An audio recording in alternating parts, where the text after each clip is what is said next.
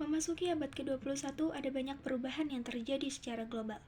Oleh karena itu, anak-anak haruslah memiliki keterampilan yang sesuai dengan zaman mereka, yakni keterampilan 5C: Critical Thinking, Communication, Collaboration, Creativity, and Character.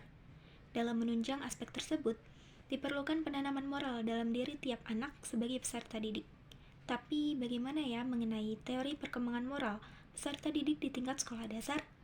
Halo, perkenalkan nama saya Gadis Sulistiawati dengan NIM 2207375. Izin mengulas sedikit materi mengenai perkembangan moral peserta didik di tingkat sekolah dasar. Selamat menyaksikan.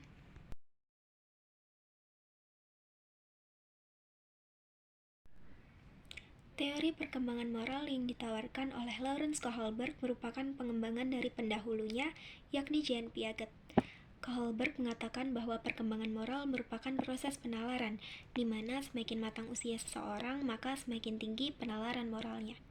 Berdasarkan penelitian terhadap respondennya, Kohlberg pun percaya bahwa terdapat 3 tingkatan perkembangan moral, yakni pra-konvensional, konvensional, dan pasca-konvensional. Konsep ini dipahami sebagai internalisasi perubahan tingkah laku dari luar pihak diri seseorang menjadi tingkah laku yang dikuasai oleh dirinya sendiri berasal dari perimbangan suara hati. Konsep ini melibatkan prinsip keadilan, prinsip prestasi, dan prinsip kebajikan.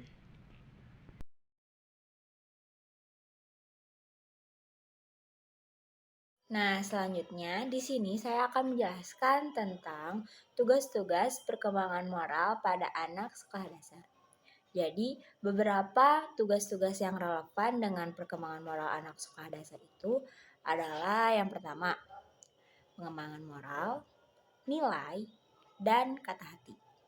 Jadi, pada anak didik sekolah dasar, anak-anak tentunya mesti dibiasakan dan mulai belajar untuk mengendalikan tingkah lakunya yang harus sesuai dengan norma, dengan nilai yang berlaku pada lingkungan yang dia duduki.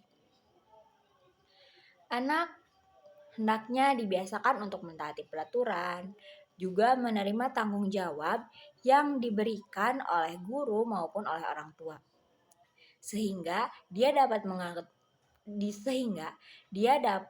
mengakui adanya perbedaan antara dirinya dan juga orang lain.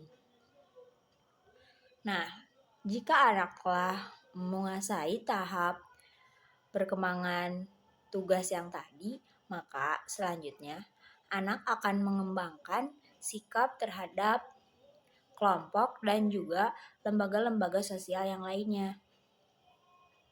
Ketika anak sudah menyadari posisinya atau dalam keanggotaannya dalam keluarga dan juga masyarakat sekolah, anak juga harus belajar mentaati peraturan-peraturan yang ada dalam keluarga maupun sekolah.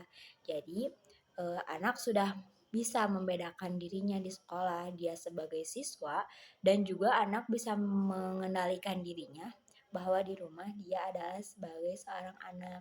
Jika setelah seperti itu, maka anak harus belajar untuk mentaati peraturan-peraturan yang di sekolah diberikan maupun di rumah diberikan. Seperti itu.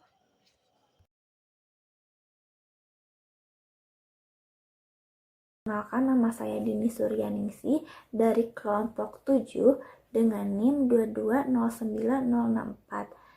Di sini saya akan menjelaskan mengenai faktor-faktor yang memengaruhi perkembangan moral peserta didik sekolah dasar. Menurut Kohlberg, proses perkembangan moral dipengaruhi oleh lingkungan sosial dan keluarga sebagai sebuah faktor dominan yang membentuk moralitas si anak.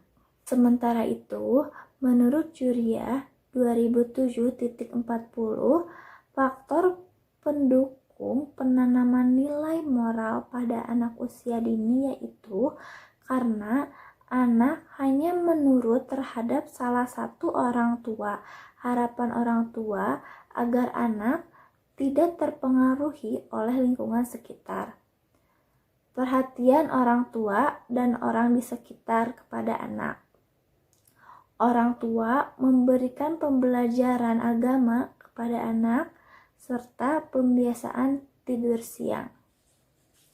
Adapun faktor penghambatnya menurut Gunarso 2014.34 yaitu kondisi lingkungan yang kurang baik untuk penanaman nilai moral, keterbatasan waktu orang tua untuk bertemu dengan anak karena orang tua yang sibuk, anak yang terlalu dimanjakan, orang tua yang tidak memberikan contoh yang baik kepada anak, serta tidak adanya batasan pergaulan.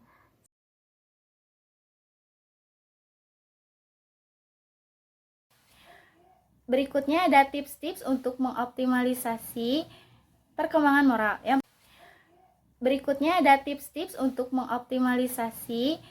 perkembangan moral. Yang pertama ada berikan contoh kepada anak.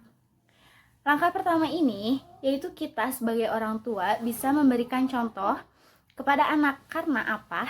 Karena tempat pertama anak untuk belajar itu yaitu dari keluarganya. Kita bisa membiasakan diri kita sendiri yang berbicara secara halus dan sopan dan tidak berbicara kotor. Yang kedua yaitu mulai dari kebiasaan yang sederhana. Anak biasanya akan sulit mengubah kebiasaannya yang sudah mengakar. Jadi karena itu kita bisa memulai dari kebiasaan yang mudah. Contohnya mencuci piring setelah makan. Dan yang ketiga yaitu menyampaikan nasihat dengan cara yang menyenangkan. Contohnya kita bisa memberi nasihat ketika anak ingin tidur, kita bisa memberikan dongeng. Di situ kita terapkan nasihat-nasihat yang baik. Atau bisa menghibur anak jika mereka sedang sedih. Yang keempat yaitu ajak anak untuk bersosialisasi dengan lingkungan yang baik.